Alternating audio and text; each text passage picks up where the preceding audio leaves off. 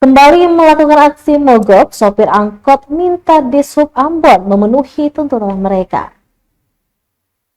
Sopir angkutan kota Hatu, Alang, dan Liliboy kembali menggelar aksi mogok di kawasan Jalan Yesyarana Mual pada Rabu 5 Februari 2025. Aksi tersebut merupakan kali keempat atas buntut izin trayek yang tak kunjung diputuskan pihak Dinas Perhubungan Kota Ambon. Para sopir meminta agar Dishub Kota Ambon tidak membatasi aktivitas mereka sesuai izin trayek Surat Keputusan SK Gubernur Maluku nomor 1952 tahun 2023. Ohorenan, Ketua Jalur Hatu, mengaku pihaknya telah melakukan pertemuan bersama Dinas Perhubungan Kota Ambon pada Selasa 4 Februari 2025 kemarin. Namun pihaknya tidak mendapatkan jawaban baik yang menguntungkan mereka. Kata dia, buntut dari solusi itu pihaknya melangsungkan aksi di hari ini.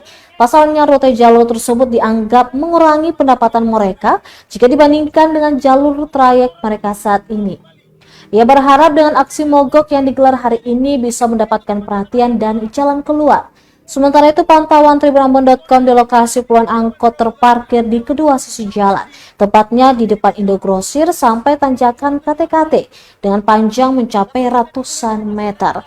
Lalu lintas di kawasan itu terpantau stabil sebab pihak kepolisian turut mengawal ketat aksi ini.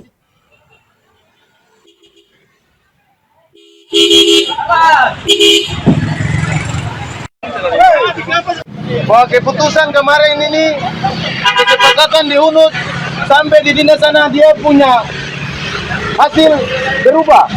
Kesepakatan katong begini berubah sampai di dinas, kata orang sampai di sana.